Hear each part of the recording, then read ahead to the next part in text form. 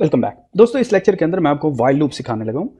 While loop को infinite loop भी कहते हैं। बेसिकली इन्फिनिट लूप इसको क्यों कहते हैं? इसको इन्फिनिट लूप इसलिए कहते हैं कि ये तब तक रन होता रहता है जब तक आपकी कंडीशन ट्रू नहीं होती।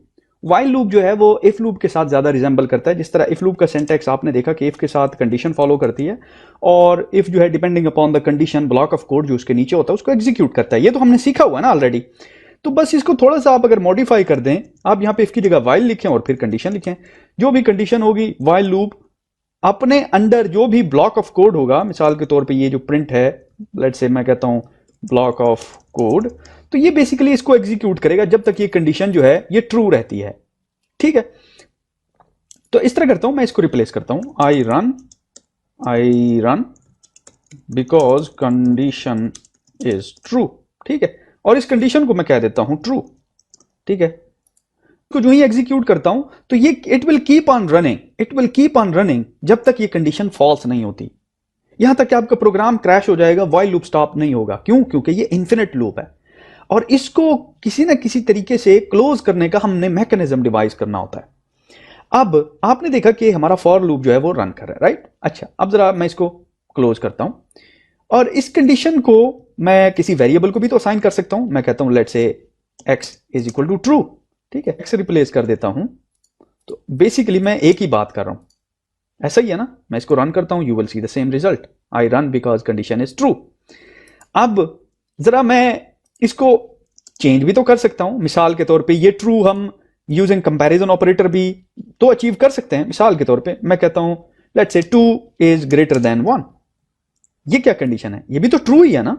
अगर मैं इसके ऊपर बूल का फंक्शन कॉल करूं, कहूं बूल चेक करो ऑपरेटर को और मुझे प्रिंट करके दो इसका रिजल्ट, तो देखते हैं क्या आता है। ये देखिए, मैं इसको एग्जीक्यूट करता हूं, इसको रिमूव कर देते हैं फॉर द मोमेंट। ठीक है, एग्जीक्यूट करता हूं, बूल टू 1 इज ट्रू। तो इसका मतलब यह है कि अगर मैं यहां पे simple 2 is equal to 1 replace कर दूं तो पाइथन ऑटोमेटिकली उसके ऊपर बूल का फंक्शन रन करके चेक करेगा कि कंडीशन ट्रू है या फॉल्स है। क्योंकि ये कंडीशन ट्रू है तो again we will see the same result. ये देखिए, रन करता हूं and I run because condition is true. This is cool, right? अब जरा इसको मजीद इंटरेस्टिंग बनाते हैं। मिसाल के तौर पे मैं ये भी तो कर सकता हूं ना कि मैं इस x और y को रिमूव करता हूं। मैं कहता हूं x is equal to two and y is equal to 1। ये भी तो कर सकता हूं ना मैं। और यहां पे सिंपल बजाय 2 और 1 लिखने के हार्ड कोडेड मैं यहां पे वेरिएबल रिप्लेस कर देता हूं और इसको एग्जीक्यूट करते हैं and you will see the same result because मैंने कोई चीज चेंज नहीं की। ऐसा ही है ना। ये देखिए, एग्जीक्यूट करता हूं and you C the same result, I run because x and y is true.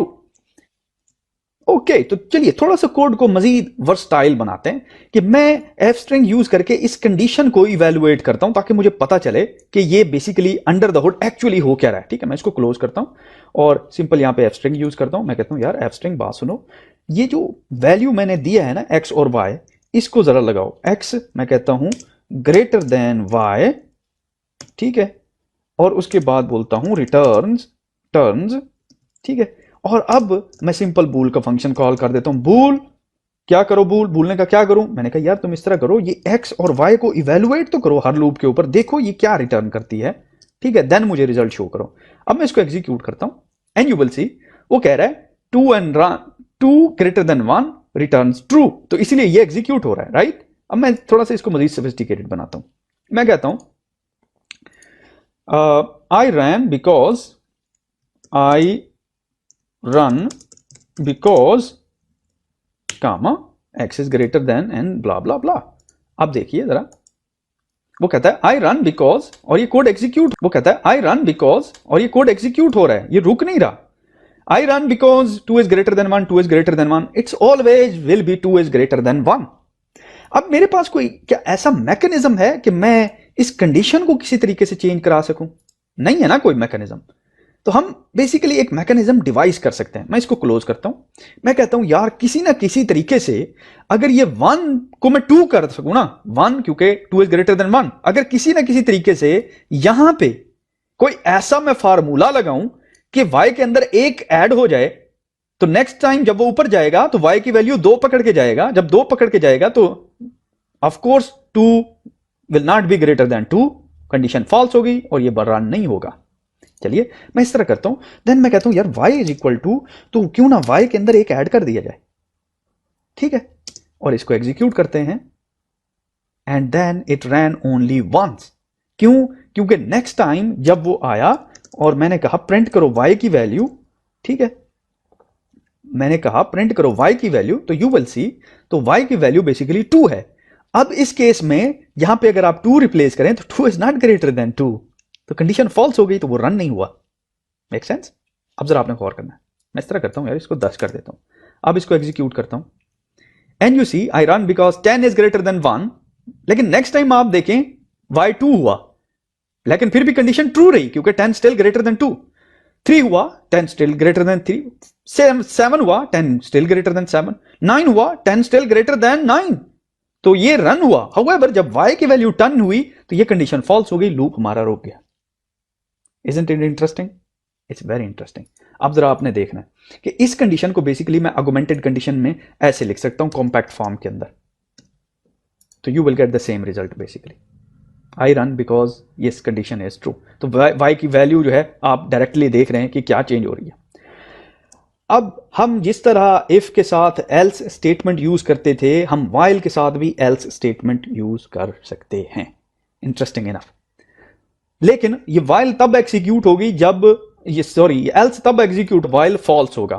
तो मैं इस तरह करता हूं, एल्स की वैल्यू डालता हूं, मैं कहता हूं एल्स, तो एल्स प्रिंट करो यार, तुम कब एग्जीक्यूट होगी, ठीक है, तुम कब एग्जीक्यूट होगी, तुम कंडीशन, तो मैं यहां पे कहता हूं एग्जीक्यूट, एंड यू सी वो कह रहा है I run because 10 is greater than 10, return false. क्योंकि 10 ग्रेटर देन 10, इफ वैल्यू ने बेसिकली फॉल्स रिटर्न किया तभी एल्स एग्जीक्यूट हुआ। अदरवाइज क्योंकि ये ट्रू, जब तक ये ट्रू रिटर्न कर रहा था, जब तक ये सारी ट्रू वैल्यू रिटर्न हो रही थी, तो ये ब्लॉक ऑफ कोड एग्जीक्यूट हो रहा था, ये वाला। जब फॉल्स रिटर्न किया, कंडीशन चेंज हुई, तो ये एल्स वाला कोड रिटर्न हुआ, एल्स वाला कोड रिटर्न हुआ, रन हुआ, राइट? Okay, excellent. तो यहां पे इस लेक्चर को स्टॉप करते हैं, विल कंटिन्यू फ्रॉम हियर।